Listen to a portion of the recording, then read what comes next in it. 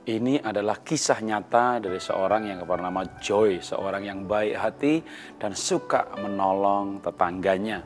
Nah, suatu ketika tetangganya punya anak kecil sakit dan ibunya datang kepada Joy. Apakah hari itu Joy bisa mengantar anaknya ke rumah sakit?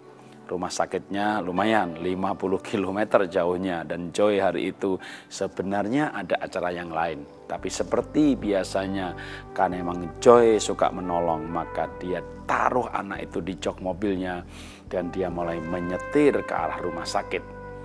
Ketika dalam perjalanan, anak kecil itu duduk memandang Joy dan dengan polosnya dia bertanya, "Apakah engkau Tuhan?" Si Joy kaget. "Bukan nak, aku bukan Tuhan." "Kalau begitu, apakah engkau bekerja untuk Tuhan?" "Kenapa kamu bertanya begitu nak?"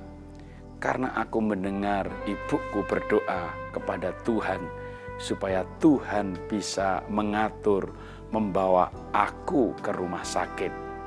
Lalu Joy tercenung sebentar dan berkata, "Ya, saya sering berpikir bahwa dengan menolong orang lain saya bekerja untuk Tuhan.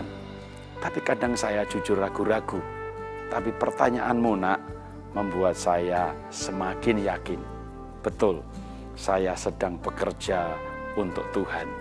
Lalu Joy pun menyetir 50 km dengan senangnya. Apa yang saya mau katakan dengan cerita ini? Banyak orang-orang menjadi ateis karena mengalami kekerasan, tidak mengalami pertolongan, tidak mendapat jawaban doa.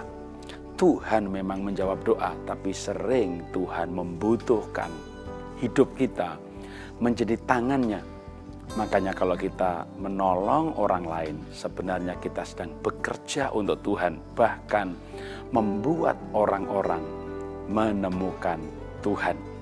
Dan sebenarnya lebih hebatnya lagi dalam hal menolong, kita tidak kehilangan apa-apa dalam menolong. Karena memang dengan menolong sepertinya kita kehilangan waktu, kita kehilangan tenaga, kita kehilangan uang. Tapi sesungguhnya kebahagiaan, rasa berarti dalam hidup ini yang kita dapatkan lebih daripada yang kita berikan. Bahkan sebenarnya ada satu prinsip lain yang lebih luar biasa dalam hal menolong.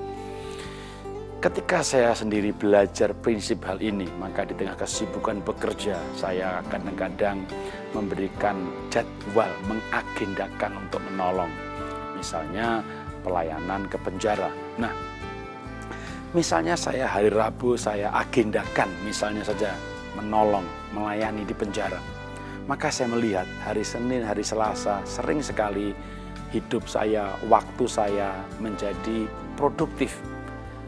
Jadwal-jadwal pertemuan dengan supplier, jadwal bisnis, semuanya lancar. Kenapa? Karena dengan mengagendakan menolong orang lain, maka Tuhan menjadi punya kepentingan dalam hidup kita.